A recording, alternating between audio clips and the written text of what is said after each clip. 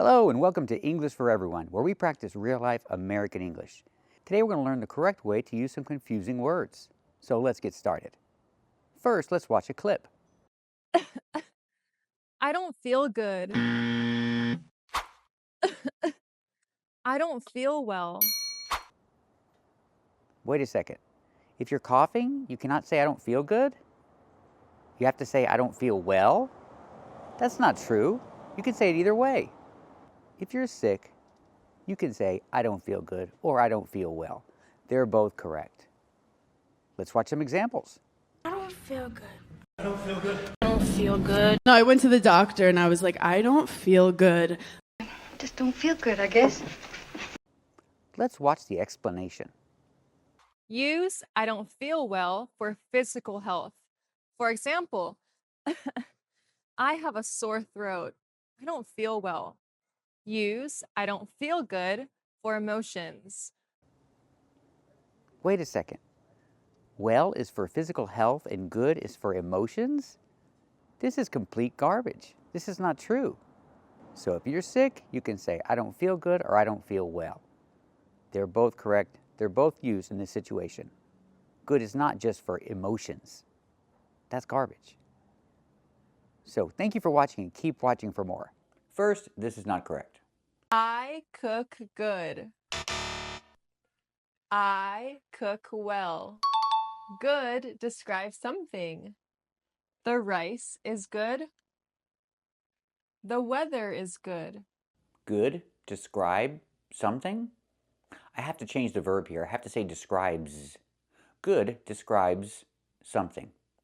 The rice is good. The weather is good. But not just something. Good describes nouns. So it could be a person, place, or thing. A person, a good doctor. A place, a good city. And things. The rice is good. Let's keep watching. And well describes an action. I cook well. I speak well. And I teach English well. Okay. Well describes an action. You cook well, you speak well, you teach well. But unfortunately, it's not that simple.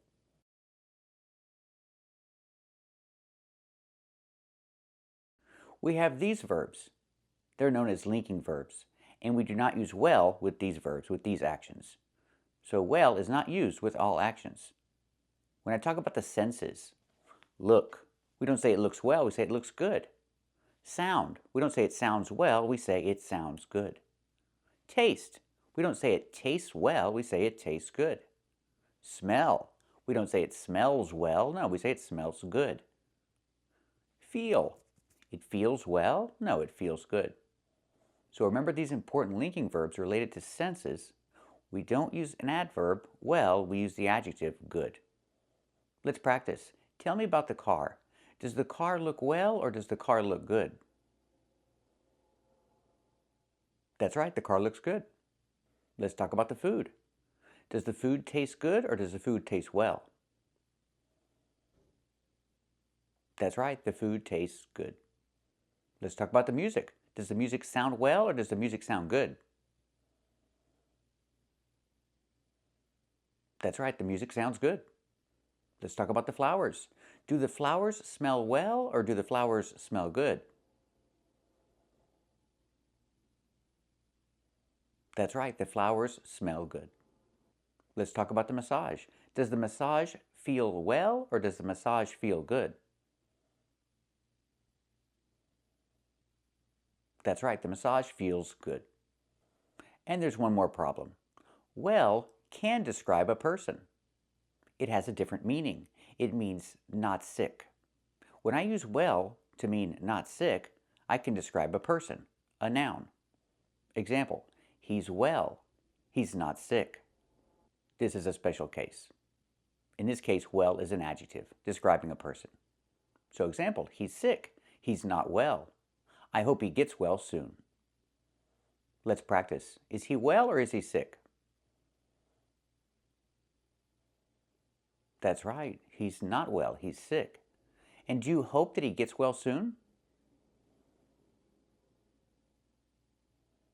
That's right, I hope he gets well soon. Thank you for watching and keep watching for more. First, This is wrong. Good versus well. I don't feel good. Those glasses look on you. Those glasses look good on you. I don't feel good is correct, and I don't feel well is not correct. They're both correct. Let's take a closer look. You could say I don't feel well using well as an adjective, meaning not sick. So if you say I don't feel well, it means you feel sick. Let's hear some examples. He doesn't feel well. Yeah, right. Dr. McNabb, I am not in the habit of signing a death certificate for someone who just doesn't feel well. Got a hard what? What's wrong with her? She doesn't feel well. I don't feel well. You look really well. I feel well. Mickey, I don't feel well. Yes, sir. Thank you. I feel well enough to go. I don't feel well. Why, no, you can go back to class as soon as you feel well enough. So, as soon as we clear your concussion and you feel well enough, you can go home. So we see well can be used as an adjective, meaning not sick. So if I say I feel well, it means I don't feel sick. And if I say I don't feel well, it means I feel sick. For example, if you know somebody that's in the hospital and they're sick, you send them a card. And what do you write on the card? You write, get well soon. Because if you get well, you're not sick. Example, he's sick. He doesn't feel well. I hope he gets well soon. Let's practice. Is he sick? Does he feel well?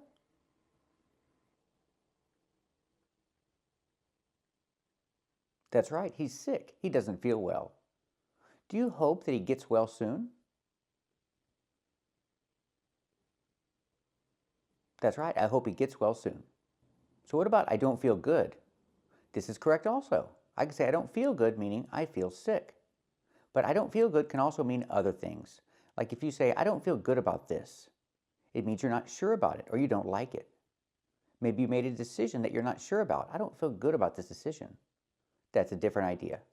So I don't feel good can mean two different things. But they're all correct.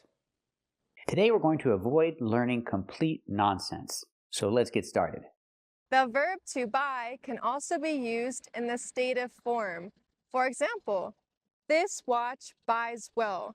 I am not talking about the action of buying the watch. That just means that this watch is popular.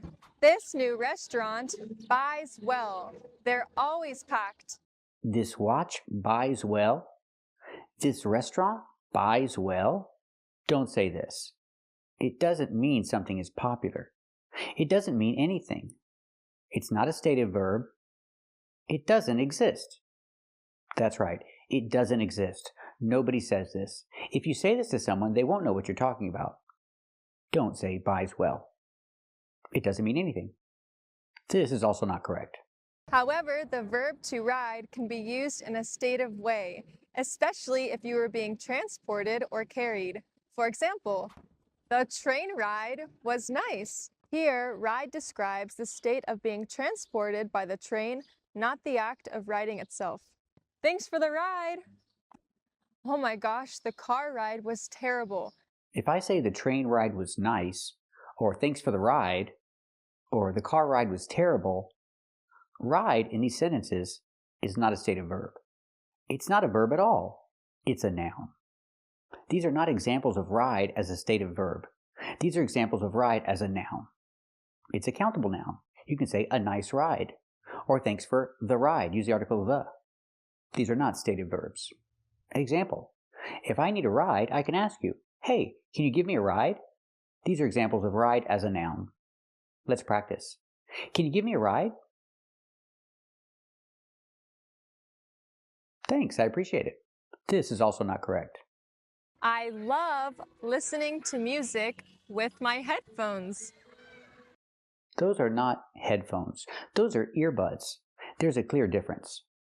Let's look at the difference. These are earbuds. If they're Apple, you can say AirPods, because that's the brand name. And it doesn't matter if they have a wire or if they're wireless. They're still earbuds. They go inside your ear. They're called earbuds. I don't wear earbuds. What about you? Do you wear earbuds? Very good. I prefer these. These are called headphones. There's a band that goes over your head connecting the speakers. These are called headphones, and I prefer headphones. What about you? Do you wear headphones? Very good. I think headphones are much more comfortable. I don't like things sticking inside my ear. That's not comfortable. This is also not correct. I hate when they don't have any battery. Like, they don't work right now, so I can't use them. I cannot say they don't work right now. Because it's right now, I have to use a continuous action. I have to say they're not working right now. I cannot use the simple verb. The simple verb is for a routine. So remember, if you say right now, use a continuous verb, working. They're not working right now. They're broken. Let's practice. Are they working right now? That's right, they're not working right now. They're broken. This is also not correct. So when I say the verb to buy, that is the action of me wanting to buy a new phone. When I say the verb to buy, that is the action of me wanting to buy a new phone? This is not correct. The verb to buy does not mean I want to buy a new phone. It means I'm buying a new phone. The action to buy means you pay for something and you receive something. That's the action to buy. It's not about wanting to buy something. It's about buying something. Example, she wants to buy a new phone. She's not buying a new phone. She wants to buy a new phone. It's a different idea. Let's practice. Does she want to buy a new phone? That's right. She wants to buy a new phone. It doesn't mean she's buying it. She just wants to buy it. Now, in this example, she's buying a new phone. She's paying for it and she's receiving it. She's getting it. She's buying a new phone. Let's practice. Is she buying a new phone? That's right. She's buying a new phone. Not the same as wanting to buy a phone. This is also not correct. I will eat and drink my meal outside the restaurant. I cannot say I will eat and drink my meal. You can say I will eat my meal, but you cannot say I will eat and drink my meal. So what do you say? We use the verb have. Have is the verb we use when we want to talk about eating and drinking together. You can say I will have my meal. You can say I will have donuts. I will have coffee. See, you eat the donuts and you drink the coffee, you can use have for both. This is the verb we need. So I cannot say she is eating and drinking her meal, but I can say she's having her meal. She's having a meal. Let's practice. Is she having a meal? That's right, she's having a meal. And she's having breakfast. Let's practice. Is she having breakfast or lunch? That's right, she's having breakfast. I cannot say she's eating and drinking her breakfast. Use have. This is also not correct. But before that, I need to go in line and order over there. I cannot say go in line. We use a different verb. We say get. Get in line. We hear the pronunciation of T change to a fast D because it's between vowels. Not get in line, but get in line. We say get in line. We do not say go in line. Example, they need to get in line in order to buy lunch. They can't just sit down at the table and wait for someone to bring it to them. They have to get in line. Let's practice. Do they have to get in line in order to buy lunch?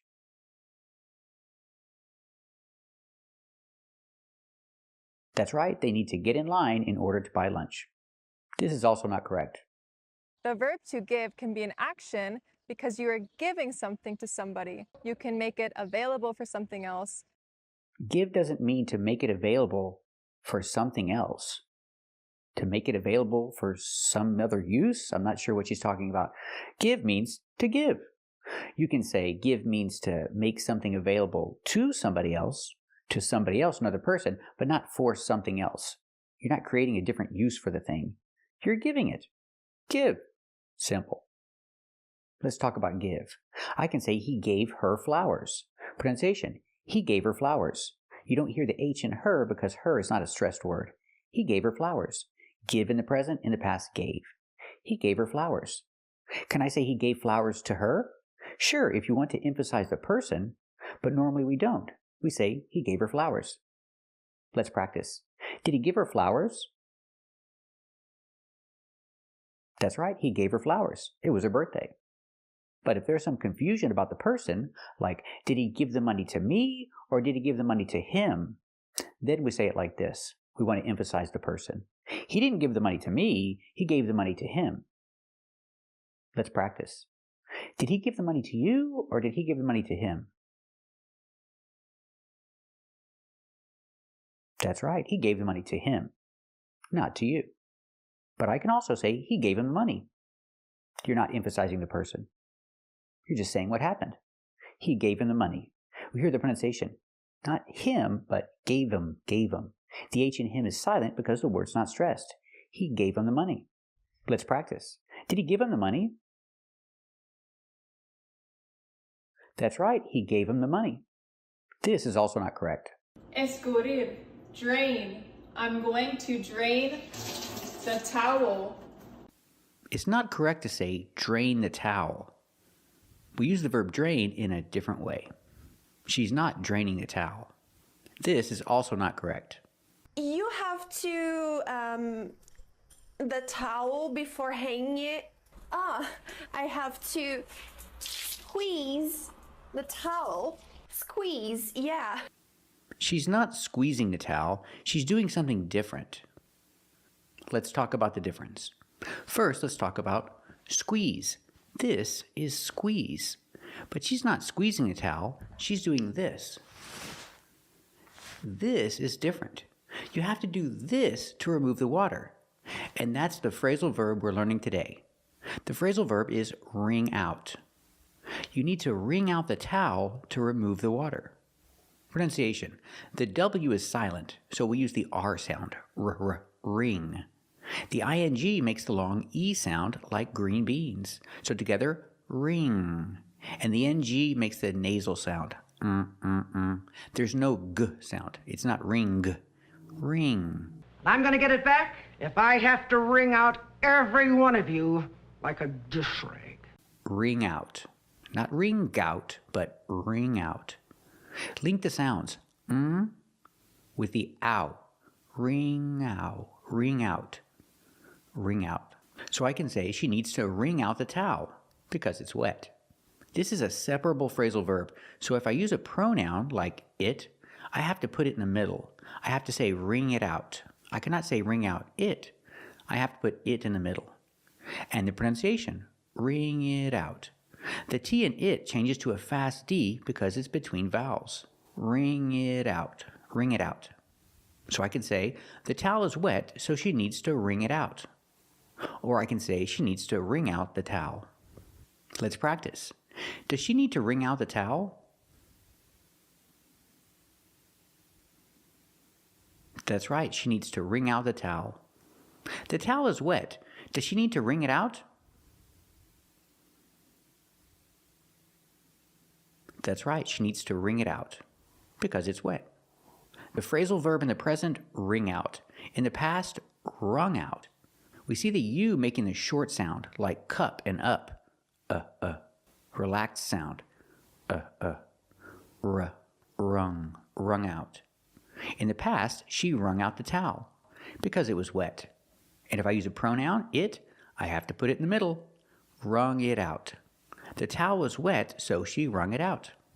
So in the past, I can say she wrung out the towel, or I can use a pronoun and say she wrung it out. Let's practice. Did she wring out the towel? That's right, she wrung out the towel. The towel was wet. Did she wring it out? That's right, she wrung it out. Or I can change the verb to the continuous form and say wringing. Right now, in the moment, she's wringing out the towel. Or if I use the pronoun it, she's wringing it out. She's wringing it out. The towel is wet, so right now, she's wringing it out. Let's practice. Is she wringing out the towel? That's right, she's wringing out the towel. The towel is wet. Is she wringing it out? That's right, she's wringing it out right now. So remember, this is squeeze, and this is wring out. So let's talk about squeeze. How do we use the verb squeeze? Example, you can squeeze oranges to make orange juice. If you like, fresh squeezed orange juice. You can squeeze the orange, or oranges, you need more than one. You can squeeze the oranges to make orange juice. Let's practice. Can you squeeze oranges to make orange juice?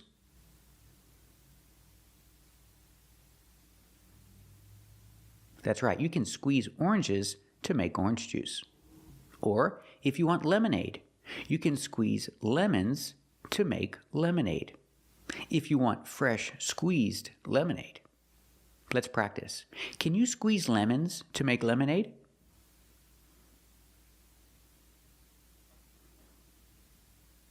That's right, you can squeeze lemons to make lemonade. Or you can squeeze somebody's hand. Maybe if you're scared. Example, the girl was scared, so she squeezed her mother's hand. Squeeze in the present, in the past, squeezed. She squeezed her mother's hand because she was scared. Let's practice. Why did she squeeze her mother's hand?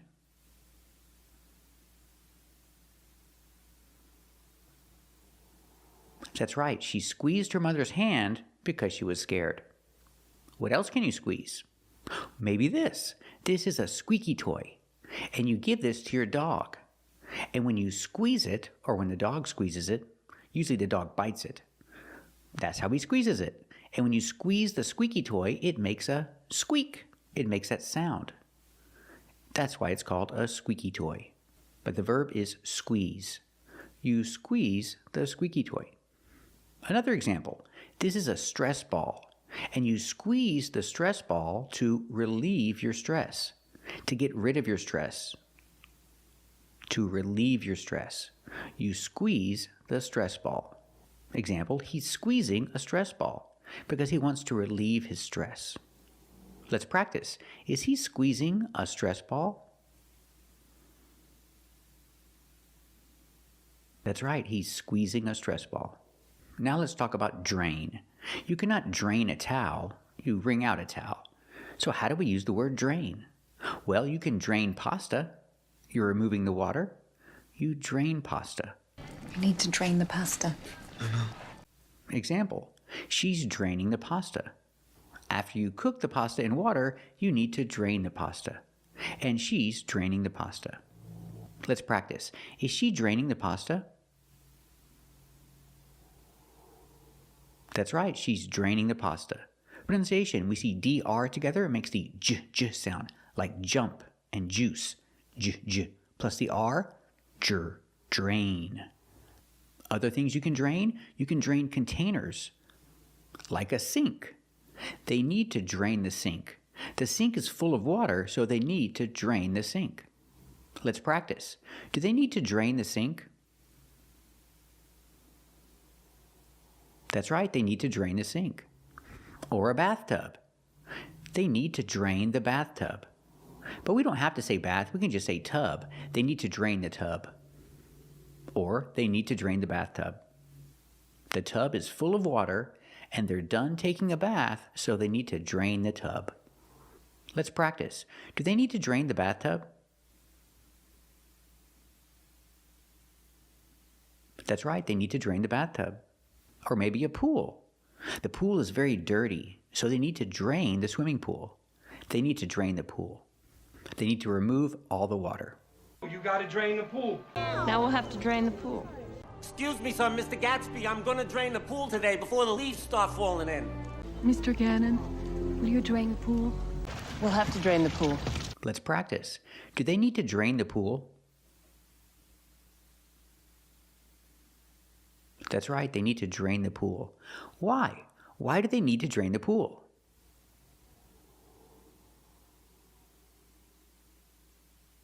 That's right, they need to drain the pool because the water is dirty. Or you can drain a battery. Imagine you leave the lights on in your car.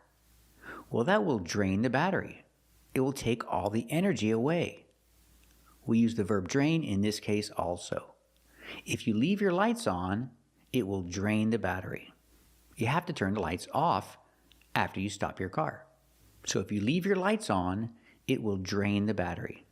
My car broke down and I didn't want to drain the battery and run the engine, and something's wrong with the transmission, I think. So Let's practice. If you leave your lights on, will it drain the battery?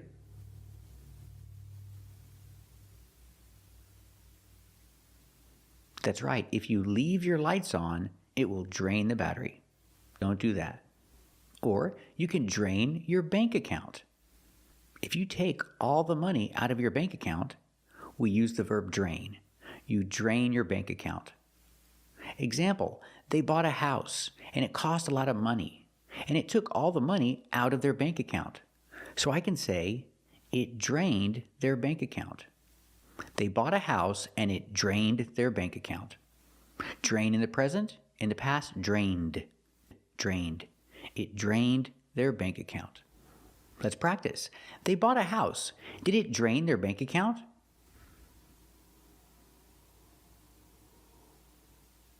That's right. They bought a house and it drained their bank account. And we have another phrasal verb, drain off. We use drain off when you talk about removing oil. Usually you use a paper towel. When you fry food, you cook food in oil. And when you remove the food, you put it on a paper towel. And you drain off the oil. You drain off the excess oil or the extra oil. When it's too much, we use excess. You drain off the excess oil. You don't want too much oil on your food. So you drain it off on a paper towel. When you fry food in oil, do you need to drain off the excess oil?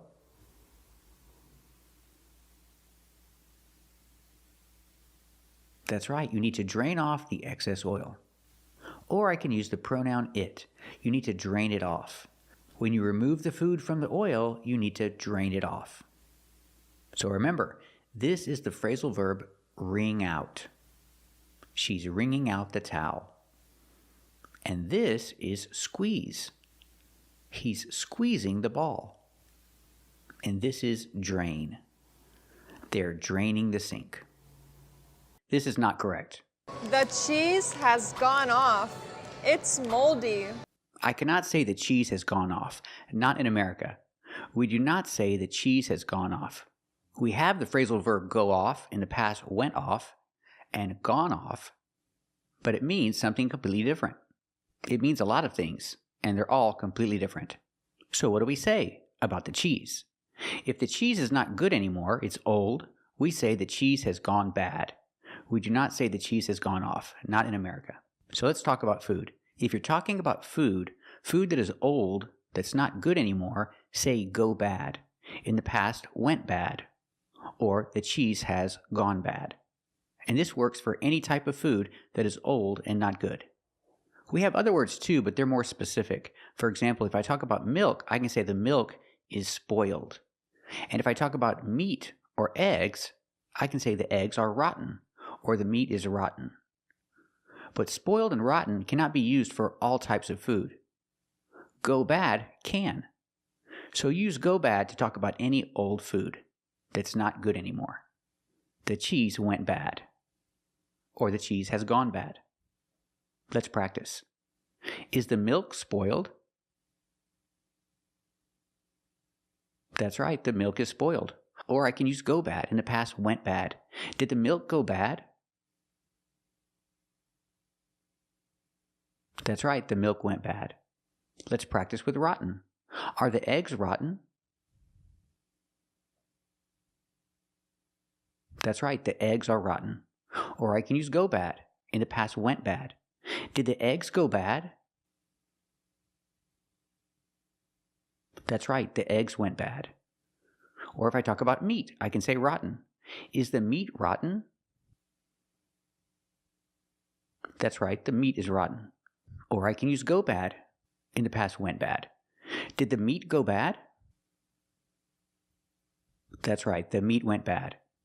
So we see go bad, in the past went bad, or has gone bad, is the best way to talk about food that is old. Because it works on any type of food. For example, the cheese. Has the cheese gone bad? That's right, the cheese has gone bad. Now let's talk about the phrasal verb go off. When do we use it? The most common things are things that make a big sound. Like an alarm can go off. It's when it makes a sound. Or a gun. A gun can go off. It shoots the bullet. It makes a big sound and shoots the bullet. The gun fires. We say the gun goes off. In the past, the gun went off. Or if I talk about a bomb, when a bomb explodes, we use the phrasal verb go off. The bomb goes off. In the past, the bomb went off. So let's look at each one. I talk about an alarm, any kind of alarm, a fire alarm, a smoke alarm. When it starts making sound, we say the alarm goes off. In the past, the alarm went off. Let's hear some examples of the phrasal verb go off talking about alarms. What do you mean? Well, the alarm went off in the station the same instant the camera started. I mean, it was like an alarm went off in my head, you know? Ladies and gentlemen, a smoke alarm went off in one of the rooms, but the problem has been taken care of. My assistant manager, he was assaulted really badly when the alarm went off. Morning, the smoke alarm went off. Let's practice. Did the alarm go off? That's right, the alarm went off in the past. Or if it's happening right now, if I hear the sound right now, I can say the alarm is going off. Let's practice. Is the alarm going off? That's right, the alarm is going off right now. Now let's talk about guns. I can say the gun went off. That means it fired. A bullet came out. Or I can say a shot. A shot went off. Again, you're talking about a gun. Let's hear some examples of the phrasal verb go off talking about guns. Still don't think his gun went off by accident. Somebody tried to grab the gun from me in the dark and the gun went off. Look! Just the look on his face after the gun went off. Then you probably went to your little sister and said, "Little sister, this gun went off by accident." All of a sudden, the gun went off. And when the shotgun accidentally went off. Let's practice. Did the gun go off? That's right, the gun went off. Now let's talk about bombs. When a bomb explodes, we can use the phrasal verb go off. The bomb went off in the past. Let's hear some examples of the phrasal verb go off talking about bombs. Oh, Christ, Sam, I opened this guy up. Looked like a bomb went off inside. A tear gas bomb went off accidentally in one of the sheriff's cars. Looks like a bomb went off. You and I both know that bomb went off at the church. Before the bomb went off. That a dirty bomb went off at the nuclear reactor. The bomb went off in the State Department and did a lot of damage. Let's practice. Did the bomb go off?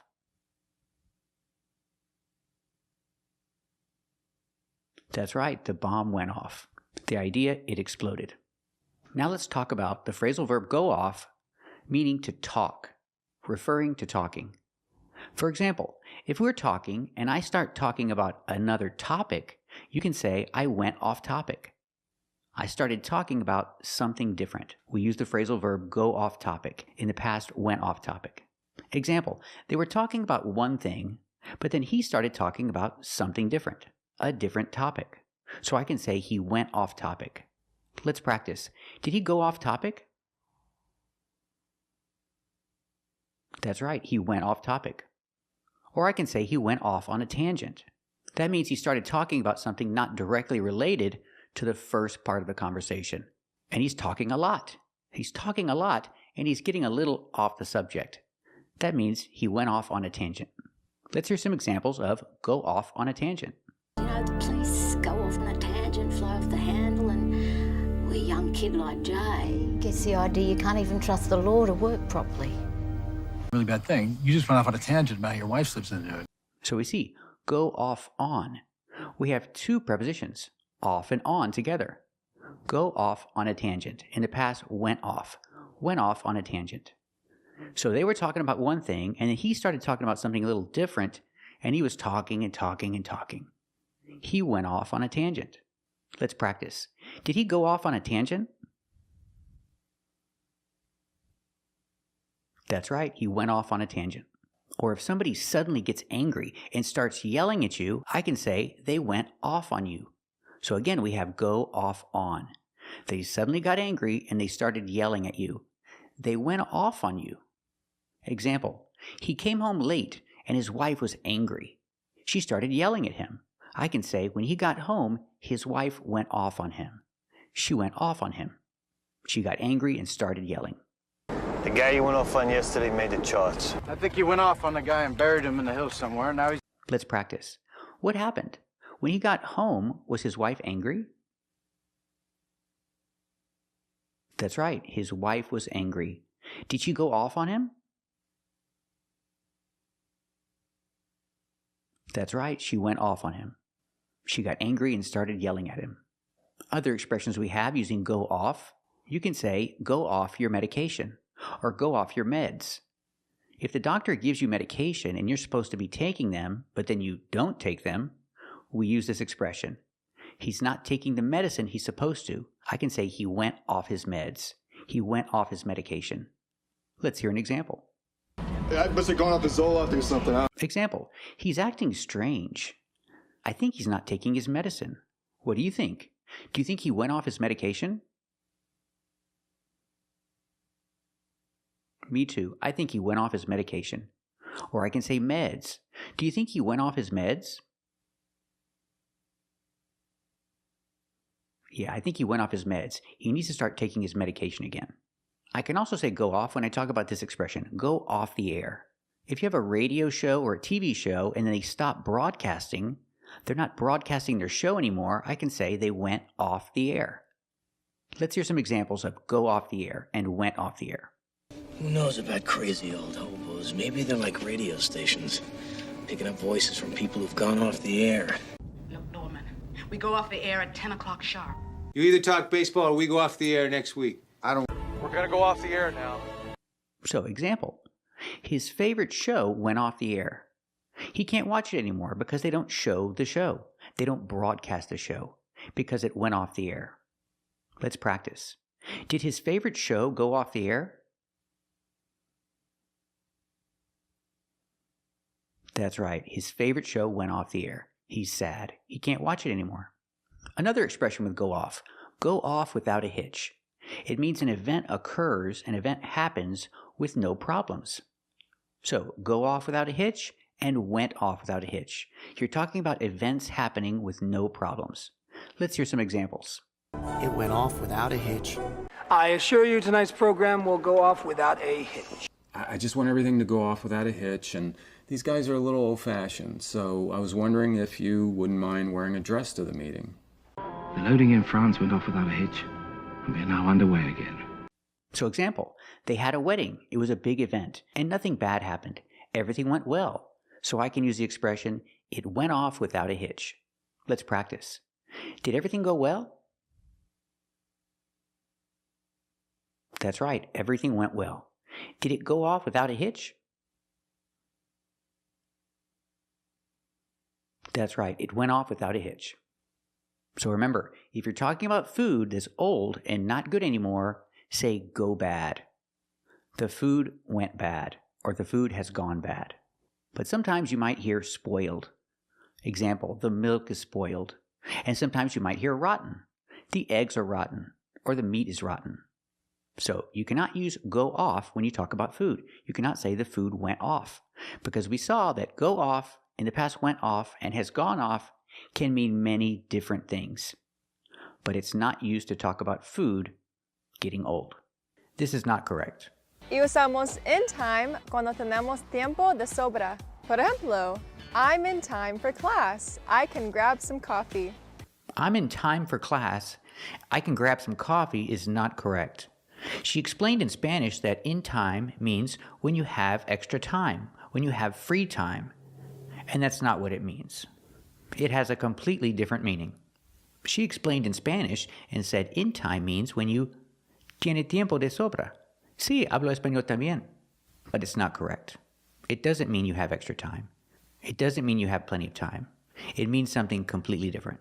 Y usamos in time cuando tenemos tiempo de sobra. Por ejemplo, I'm in time for class. I can grab some coffee. So first, let's look at this situation. If you have extra time, if you have plenty of time, then that's what you say. She has plenty of time. She has extra time. You can say she's not running late for class, so she can grab some coffee. But don't use in time. It's not correct here. Let's practice. Does she have plenty of time? That's right, she has plenty of time. Is she running late? That's right, she's not running late. Can she grab some coffee? That's right, she can grab some coffee. So what does it mean when you say in time? In time means that you arrive at the right time for something specific. For example, he gets off work at 9:30 p.m. and he wants to watch the news, and the news starts at 10 p.m. So he wants to get home in time to watch the news. Or I can say he wants to get home in time for the news. So if you have a noun, use for the news, in time for the news. And if you have a verb, use to watch. He wants to get home in time to watch the news. He wants to get home in time for the news. Again, in time means to arrive at the right time for something specific. Let's practice. Does he want to get home in time for the news?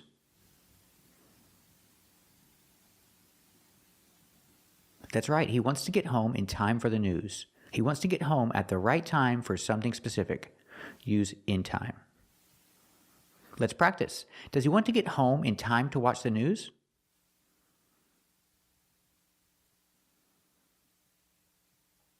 That's right, he wants to get home in time to watch the news. He doesn't want to be late. He wants to get there at the right time. He wants to get home at the right time. Use in time.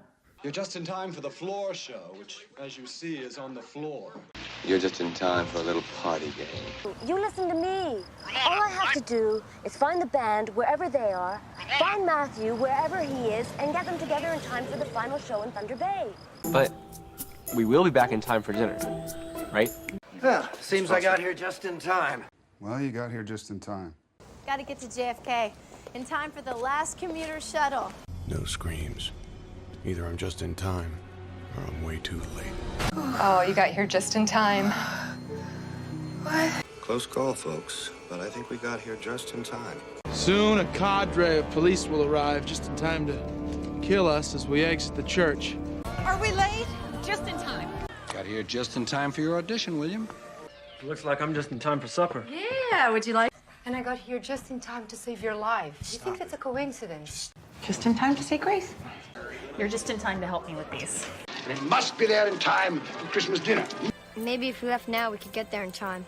He planned it all so he could make the theater in time to strengthen his alibi if one became necessary. And it's nice to be here in time to see the staff prepare for such a prestigious event.